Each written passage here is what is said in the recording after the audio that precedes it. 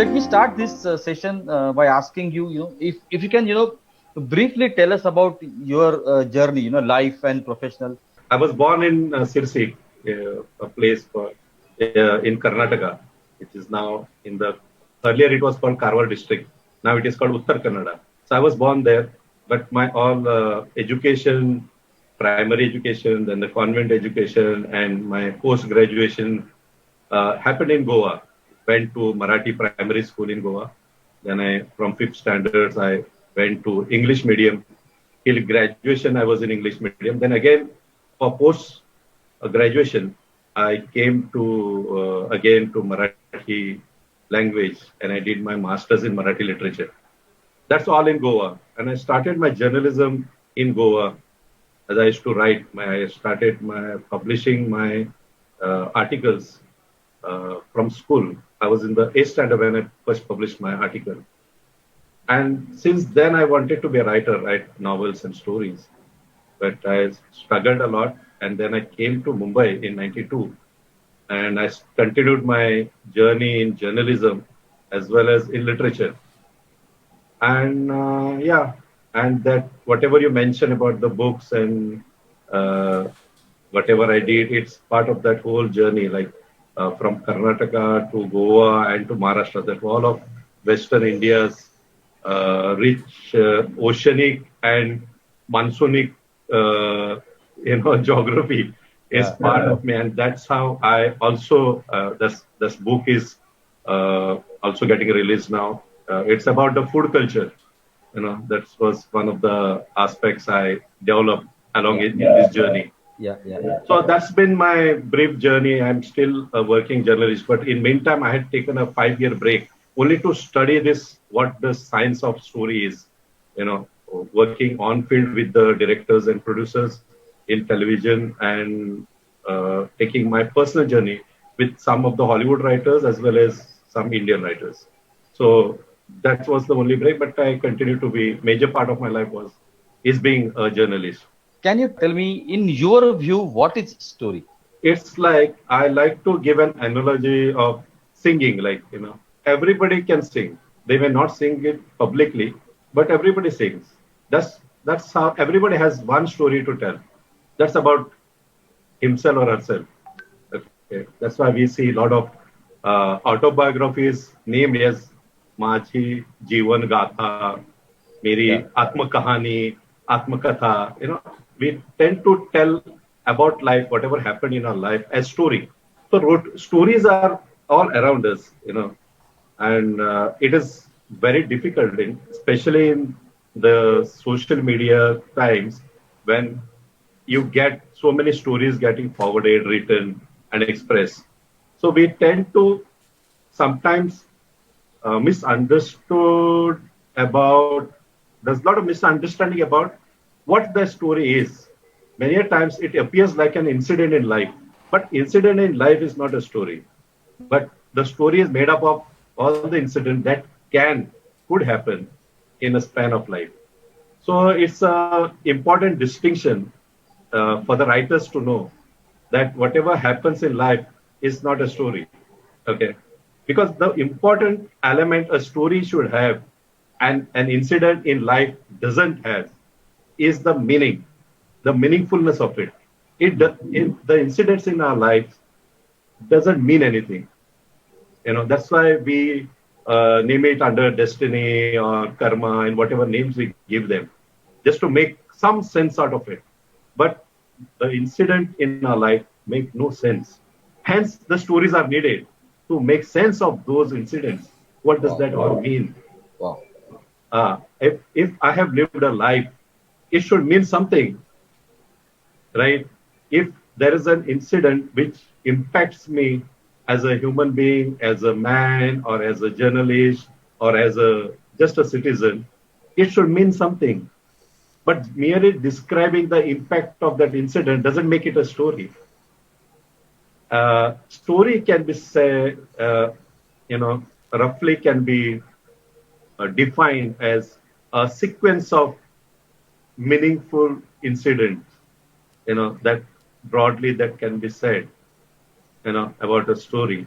So it's all about life, but it may not be actual life, that something like that.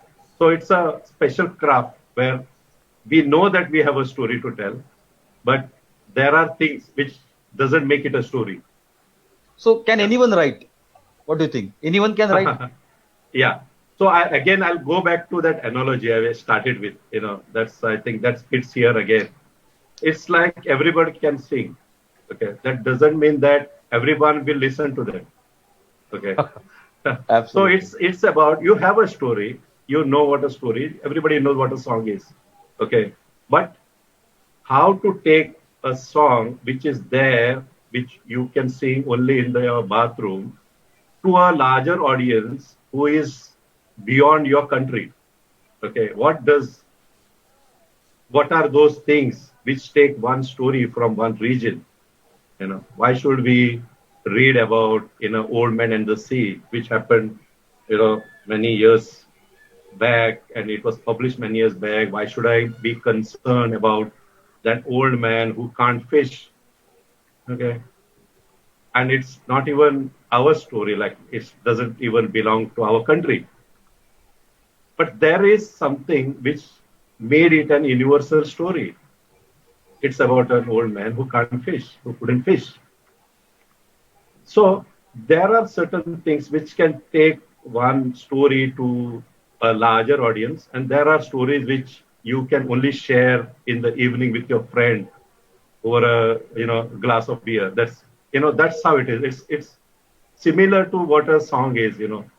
If anyone can sing, may not be, but they know they can sing. But if they want to engage a larger audience, they need to have a special training. They should have that kind of riyaz. They should have that kind of studies. All the ragas and all of that. It's similar way for a writer too.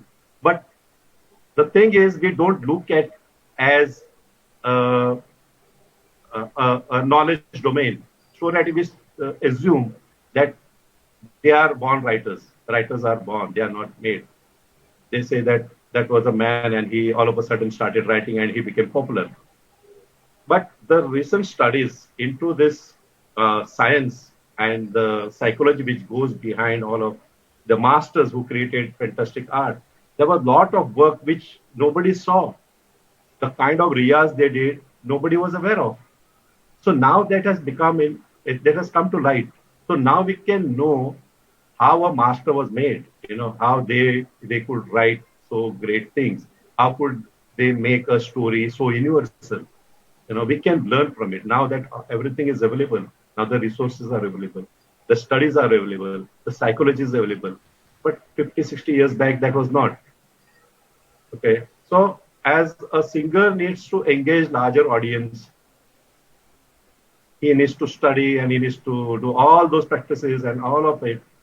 Similarly, a writer also needs to study his psychology, human psychology, the sociology, the anthropology, the planet where he's living, what are this environment, what are the lives of his people, everything he needs to learn.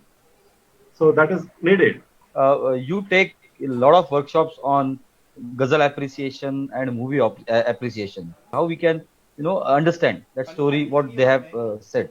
So poetry is I consider, and everybody agrees to that it's the most refined form of art, like in the literary sense. Okay, it's the most refined because a two-line share in a Urdu, for example, if you take ghazal, the share is it's a couplet, it's just two lines, and it can tell you about like a mega novel.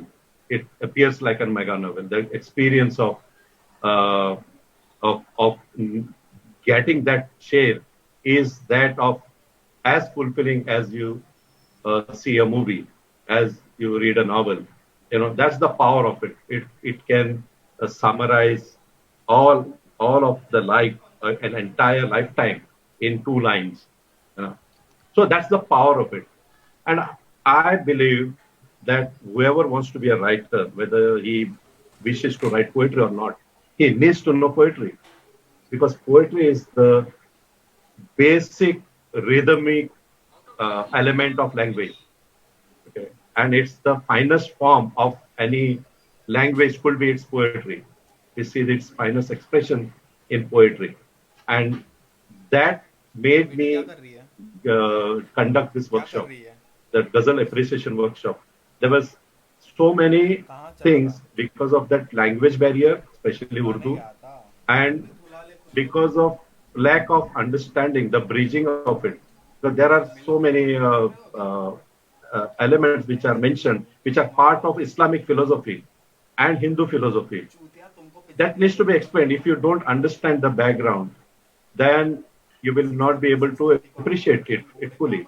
It's like, for example, Ahmad Faraz, there's a famous sher ki, माना uh, दिखाई मत देना चूतिया तू खुदा है ना मेरा इश्क फरिश्तों जैसा दोनों इंसान हैं तो क्यों इतने हिजाबों में मिले so what is basically saying literally is you are not God and my love is not like that of a angel okay so we both are human so why should we speak it with the curtain in between us but it has an backstory, in the Islamic philosophy when the Muhammad Paigambar sallallahu alaihi wasallam, who is the last prophet of Islam, when he interacted with God when he was alive, he did it with that curtain in between God because nobody can see God. As per Islamic beliefs, nobody can see God, and God says that nobody as a living thing you won't be able to see me. Okay, and that's why the curtain was there, and they interacted through a curtain. So if you understand all of this philosophical aspect in a poetry, you are able to appreciate it to a larger extent. Okay. So that poetry is deep, any poetry is deep, and it is deep in its philosophies, deep in its anthropological histories, like mythologies. They are deep rooted.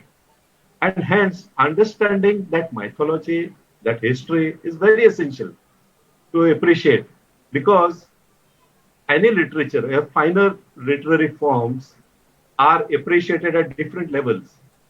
One is only the literary, uh, जैसे we say कि ऊपर ऊपर का, the surface meaning of it. But as you go deeper, you try to see a whole world hidden within it. If you take Shair like Ghalib, if you see that how each word he has praised, carries a whole world with it. Like, some of the shapes are unbelievable. You can, you can spend a year's time in one share, and still it is not complete. So that kind of uh, creation is possible with that form. That's the beauty of that art. It's so challenging, and at least while we are on that journey, at least we can appreciate that. That's a great thing. I think nothing more beautiful in life than appreciating poetry. But which are your favorite shayars Okay. or poets? That's Maybe Marathi and okay. So I'll give you you can both. name Yeah, anyone. yeah. Yeah, yeah. I equally appreciate Marathi ghazals. Okay. Obviously, Suresh Bhatt is my favorite. Khawar is my favorite, who is much earlier shire than Suresh Bhatt. And I have some favorites. Some are my friends like A.K. Sheikh, Ilahi Jamadar, and nowadays there's Supriya Jadhav, they are new. Nita Bhise, they are some of my who are contemporaries and they are writing some fresh poetries. Wow. And in Marathi, they are writing good ghazal, good compositions. In Urdu, yes, there are many, like, Ghalib is obviously who challenges you to, it's every time you go to him, and he never disappoints you and never satisfies you, So that's the beauty of him. And then Mir is a fantastic shair to study. And Ahmad Faraz, I have personally met Ahmad Faraz. Oh. Yeah, I have been with him for a day. He had come for that Sahitya Academy award which I got. He was there as one of the guests in that event. That time I could meet and interact with him. Then there are obviously Nida Fazli. I have been closely working with him, like for both the books, and I highly appreciate his poetry because it's so contemporary and it's so like it's deeply rooted in our lives around us. Like, and there are many people who are writing newly. Like, I'm sorry, I can't name all of them, Yeah. but I think one name should be mentioned is Iqbal and Dag. You know, Dag has created the finest Urdu poetry. You know, uh, uh, which makes any Urdu-loving person proud to be knowing Urdu is because of Dag. You know, fantastic poetry. And Iqbal is he has created the most intelligent. He brought intelligence much equal to what Ghalib brought. You know, so he challenges you a lot. Which are the movies you like in terms of writing, the best writing, best story composition? Hmm. uh, what is your take? Okay, so I'll take. I like the good movies. Okay, I appreciate all types of genres, but I believe that love story is the most challenging one. Okay, love story is the most challenging one. So that uh, keeps me engaged. You know that genre.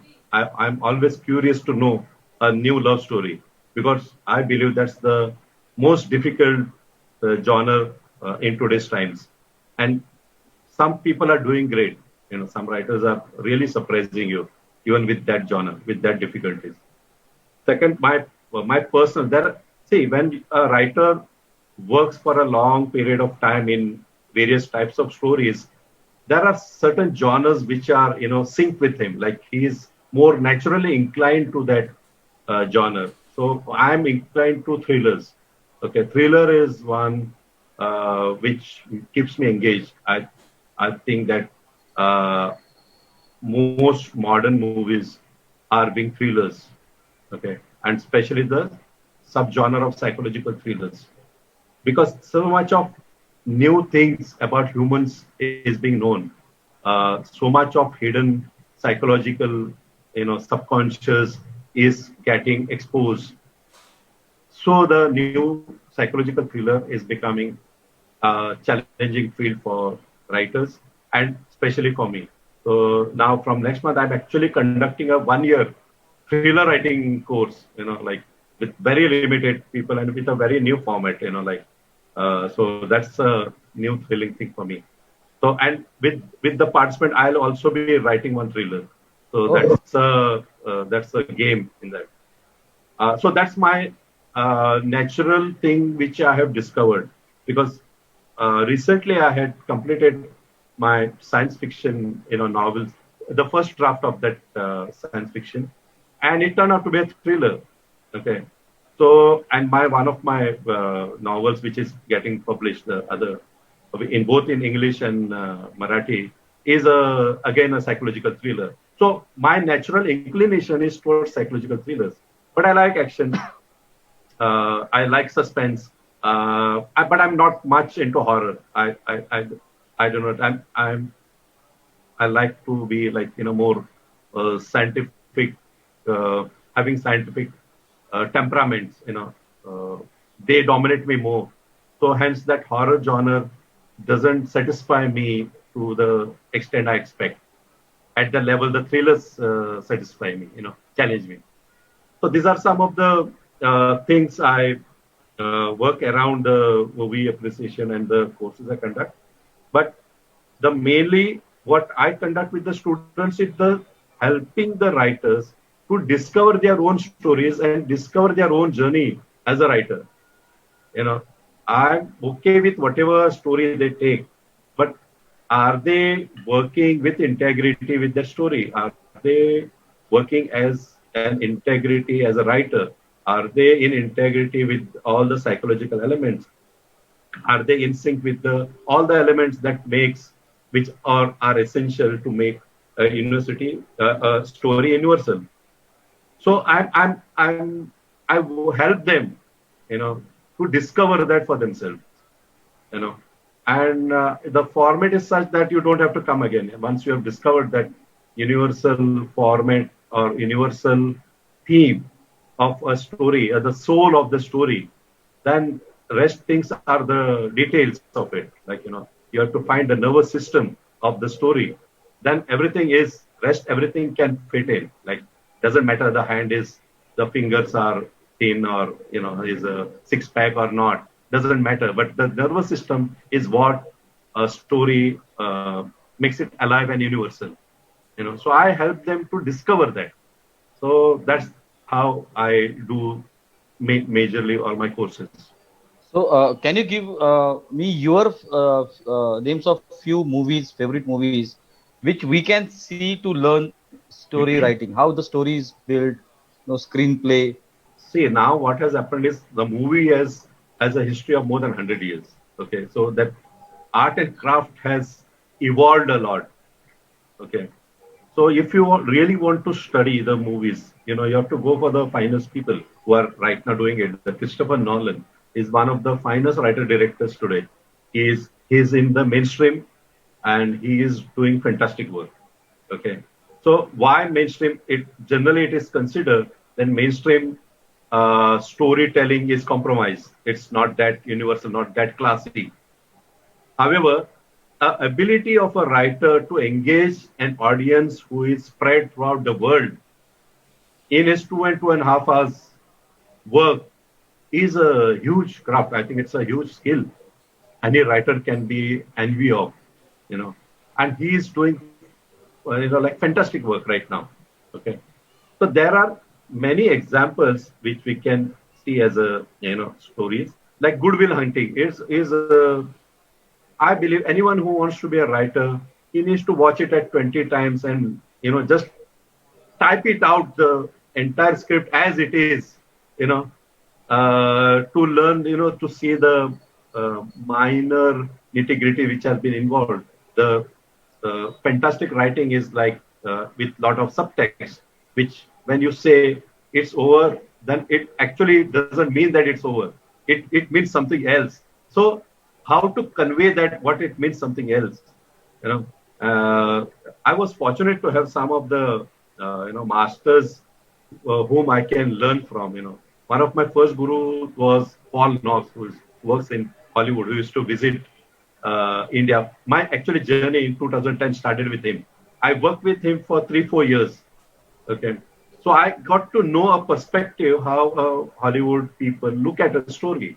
Then I got to know about a lot of other people, a lot of other methodologies, how a script is read. I had no idea that script is read. I thought that script is written, and then the director compiles a team and they shoot it. I have shot a movie, but I had done it in a very old way. But now I got to know what's the importance of each and every element. And all these masters, taught me that there are more than 200 processes goes in a movie. Writing is one part of it, though important. It's one part of it. That was a different take on what I was learning as I started my journey. And then I had a fantastic opportunity to participate in the master class of Steven D'Souza. If you know Steven D'Souza, Die Hard is the movie he has written. The first part. He had a master class only on dialogues. Okay, so that time I realized each dialogue, we consider dialogue is just an interaction between characters, but I learned that each dialogue has 9 to 11 elements in it. They go so deep. So I was so touched by the kind of integrity they have with this art form, writing scripts. So I said, okay, let me try it and let me tell people about it. Okay, and that's been my journey, like taking from these masters and contributing to the new writers who are coming now and who believe that writing matters, their word matters, and they can make a difference. So that's how it has been. What is the difference between novel and screenplay? Lot of movies have been adopted from the novels, like thrillers like Gone Girl, like Forrest Gump, and you mentioned The Godfather. They've all been adopted, especially Jay Reacher, movie also has been Lee Child.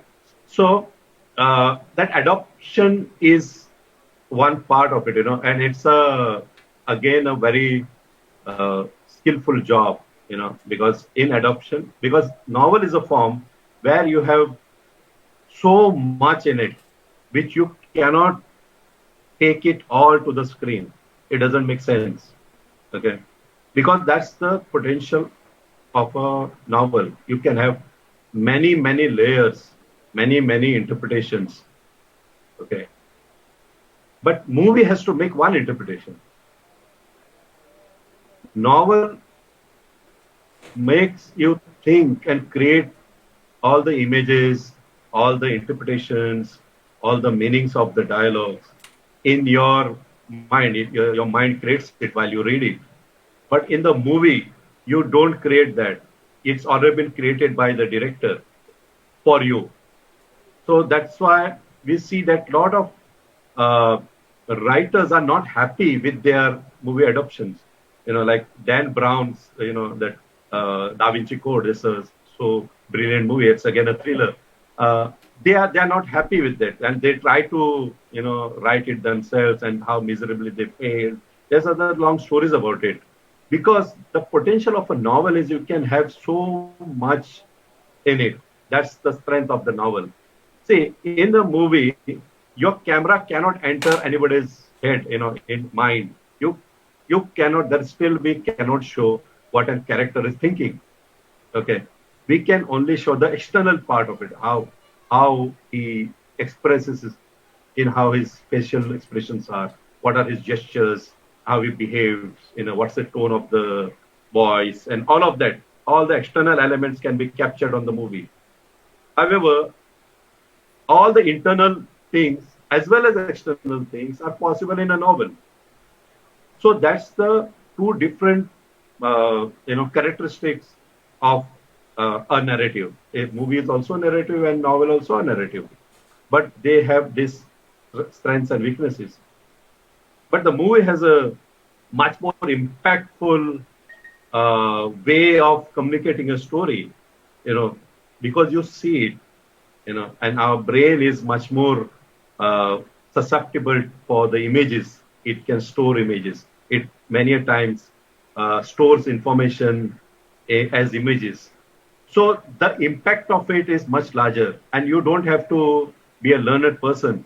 As I guess, for if you want to appreciate a novel, you should know a language. You should be able to read it, understand it. But here, everything is done by the director and writers, and they serve you as a ready dish.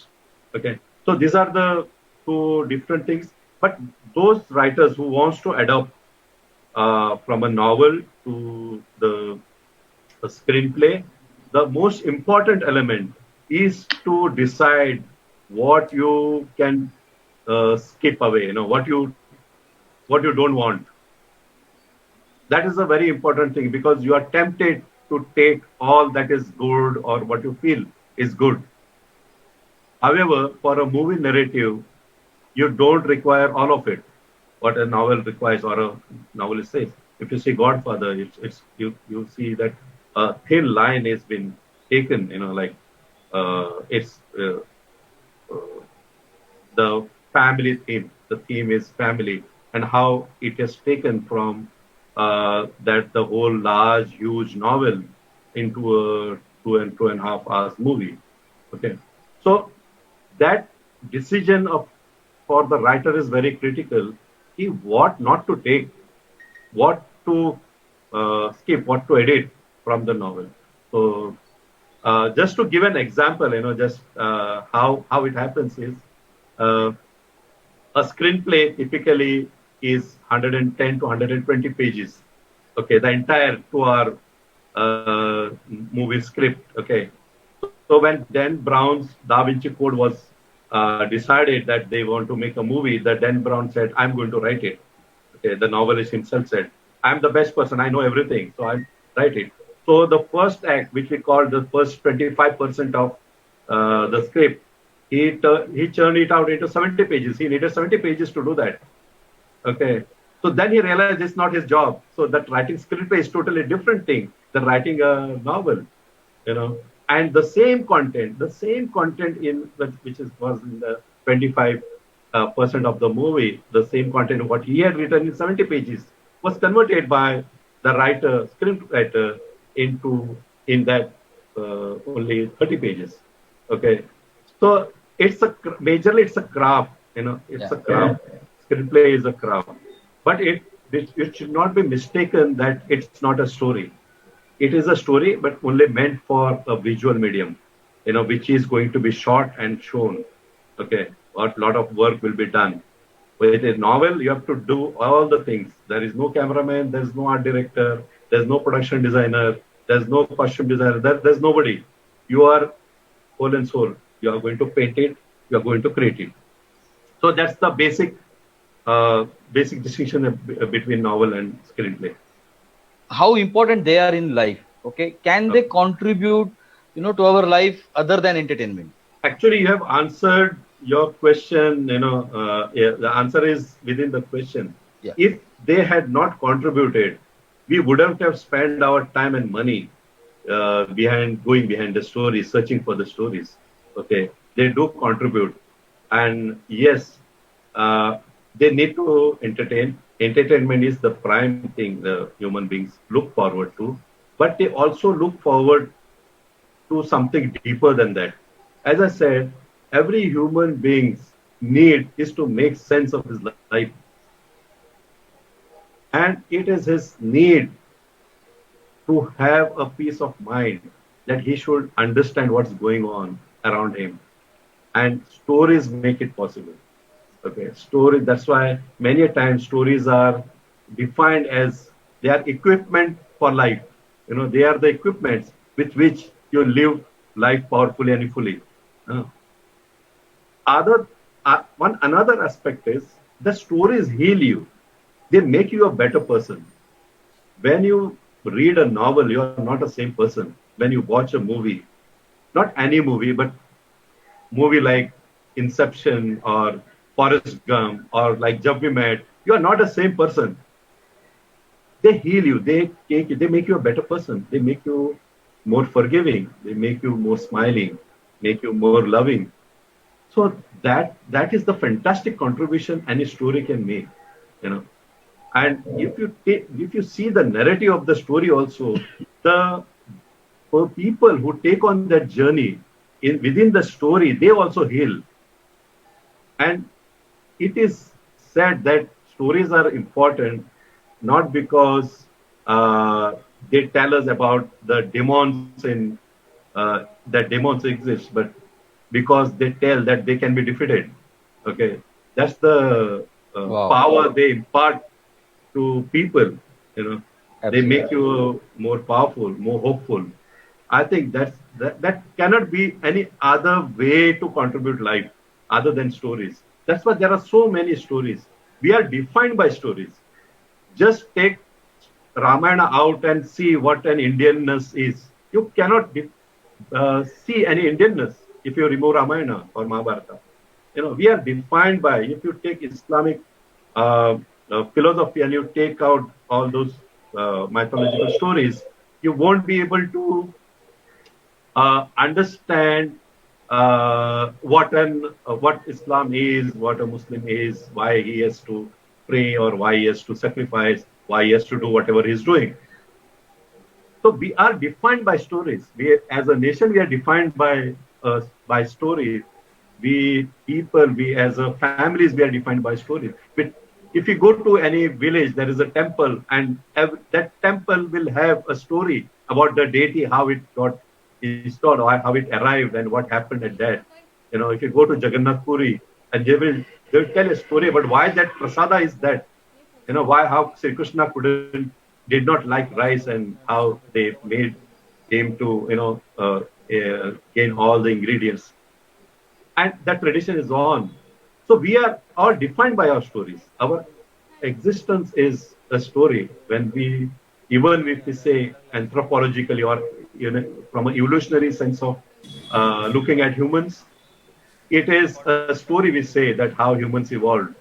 Okay, and that's how it defines us, and that's why it keeps changing. Every time a new scientific evidence comes, it keeps changing, it keeps evolving, and that's how important stories are. You know, it defines you. It defines you as a human. It defines you as a nation, as a family, and as a community. Yeah. Prasad Rajgopalan is a founder of Stories for Training. Stories for Training is a OTT channel, which is the world's first OTT channel. Ibrahim, as you said, the stories need to make meaning. And one of the best examples are parables. Like, say, we have Aesop parables, we have Panchatantra, we have parables from Mahabharata. See, they have existed for so many years because they have got a lot of meanings, and they are so short, but they deliver a big lesson. It could be a lesson on business, it could be a lesson on a moral lesson. So, what we have done is we have creating a library of 90-second story based on business parables. We have animated it, and we are creating a library of that, and we have created a OTT channel. So let me show it to you. So this is the Stories for Training OTT channel. See, it is like the function is very similar to Netflix or Amazon Prime in terms of a OTT channel. Netflix, they have a library of movies, they have a library of TV shows. So in Stories for Training, we have a library of 90-second stories based on business parables, moral parables, and we have created parables using Bollywood dialogues. And the objective is, as you rightly said, the stories are the best way to engage people. So for any trainer, any teacher, any coach, if they want to engage their audience, all they need to do is go to this channel, select a story, play a story, and you can start a conversation around it. So let me play one video from Bollywood से सीखो. तेरा क्या होगा कालिया? सरदार, मैंने आपका नमक खाया है, अब गोली खा. जो डर गया समझो मर गया.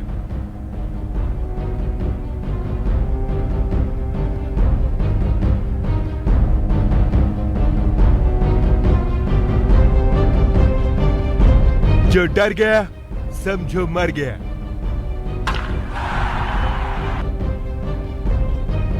जो डर गया समझो मर गया.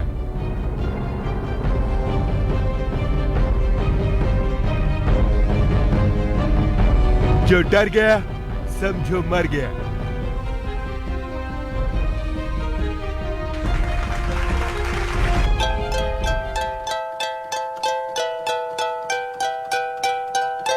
सरदार, जो डर गया समझो मर गया. हैं? Now you are talking about the importance of movie dialogues.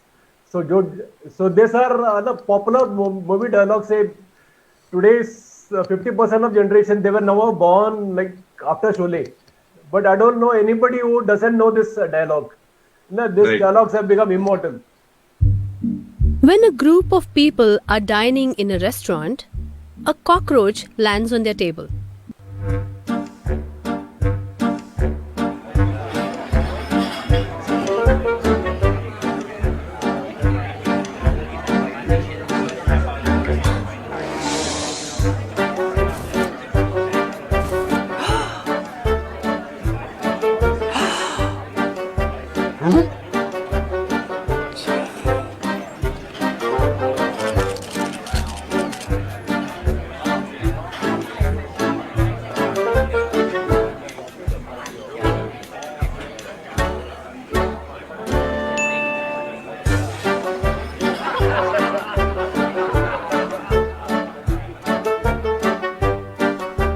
More than the problem, it's the reaction to the problem that creates chaos in life.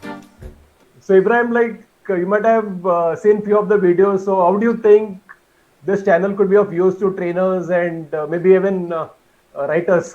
It's a important resource, especially during the presentations, which are dry and, sometimes boring, and people don't want to get engaged into it, but they are forced to, okay, especially in the office setups. And this could be a very good as an icebreaker, just to allow people to have a smile, just have life, just to loosen them up, just open them up, and that to say that it's okay, just a routine thing like. So I think they are the good resources, especially for the people who are into corporate trainings, and maybe some writers would like to contribute to. I don't know how they will be contribute to you. You might have some mechanism to it, but they will surely come up with fantastic ideas and new ideas like you have created. A really good resource. Can writing be taught? Can people learn to be a writer? It can be taught, like anything. Human beings have been taught to do so many things, like and they can go to Mars, okay, and now they are planning to go to Venus, and so then they surely can be taught how to write a story. That's not that complicated. Okay, that is true. But the question is, does that writer has a willingness or a commitment to continue his journey as a writer? Okay, that's the question. Like, I may like to sing in an orchestra just for my office colleagues or my friends. That is a very different level. But if I'm committed to continue my journey as a writer, for like 10 years, 20 years as a lifetime thing, then it becomes a different game. So that what distinguishes from a real writer and would like to be a writer. A lot of people wants to be a writer, but they have not thought about what it takes to be a writer. So I give you a simple example, which was told by some earlier masters from Hollywood, which I have met. They said, see, if you write, then only you are a writer. Otherwise, you are not. As simple as that. If you are not writing, then you are not a writer. So you have to write. So what you have to write? So I discovered a fantastic way that was Linda Cameron, who has written a fantastic book about the artist way, how an artist should cultivate himself. What we do is we live as a human beings. Okay, we do everything to live and to survive and to grow and all of that. But we never nourish the artist in us. The writer in us is an artist, but we never take care of that. So how to take care of that? You have to nourish the writer in you. Then only it will give an output as a writer. So first, I want all the writers to check whether they have a commitment to be a writer. It's not necessary that everyone should write. Yes, everyone can write. And as I said, everyone has one story to write that is about themselves. But they have to check, really check, because it takes a lot. You have to let go a lot of things if you are embarking on a journey to become a writer. Okay. But when you are committed, if you say you are committed, then first thing is you just write every day. It doesn't matter what. I tell my participant to write 3 pages a day. Just write anything. So then there's a lot of resistance, as any human beings have resistance to, follow instructions. Similar, they have that, what if I don't think, I can't imagine anything. Then I tell them, just write your name. That you don't have to imagine. Write 3 pages, or fill 3 pages with your name, and that actually magic happens after that. If actually you are stuck, I can understand that phase. You can get stuck. But once you start writing, the way our brain works is automatically the word starts flowing. So this is one. Second important tip is I tell my participants to first work and then ask questions. Okay? Because the way our brain has been designed is they need to know the answer first. Then only then they will decide whether to take on that path or not. But creativity doesn't work that way, because that's a false way. That's an old way how our brain has been evolved. It has been starved. The way, if you see our history, the brain has been starved.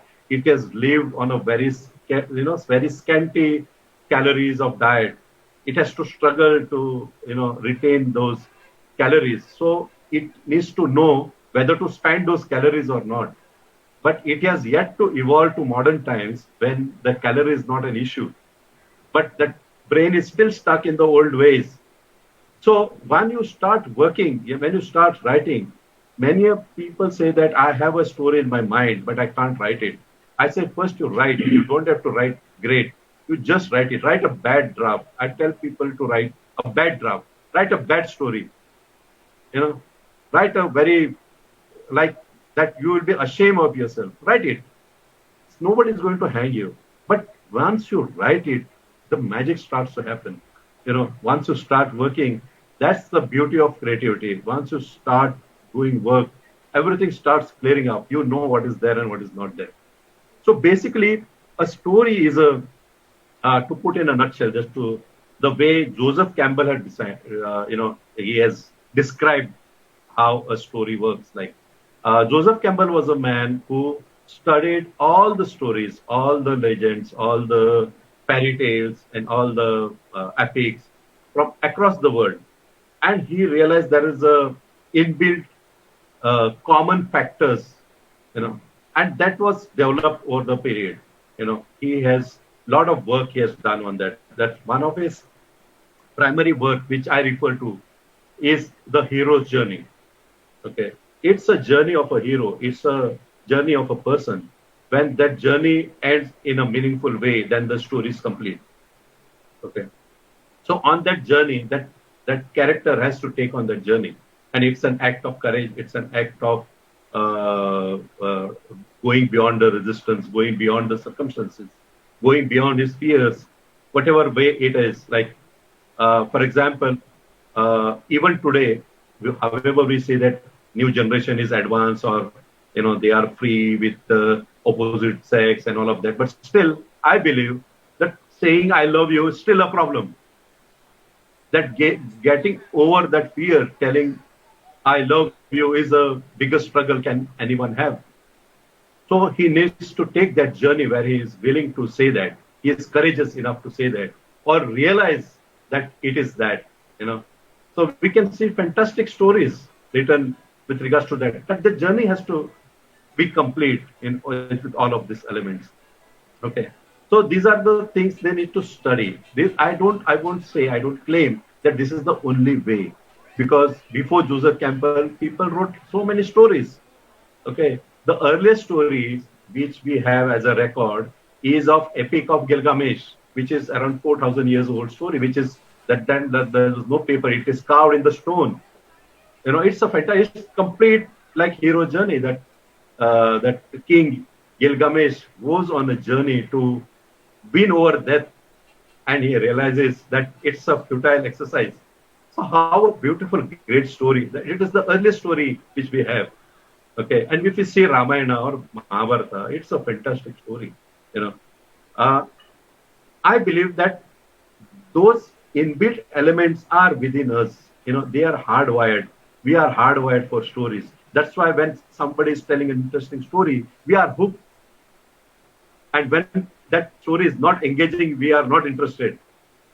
So something is hardwired within us for stories, because the way we have evolved, when human had this neocortex, which created language and the story and imagination, since then he has been practicing telling stories.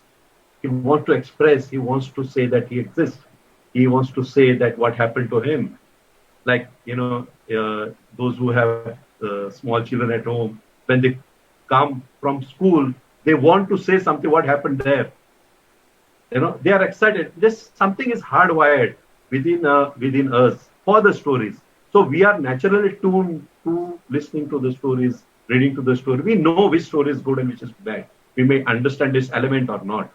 So there is something in us which tells whether it's a story or not.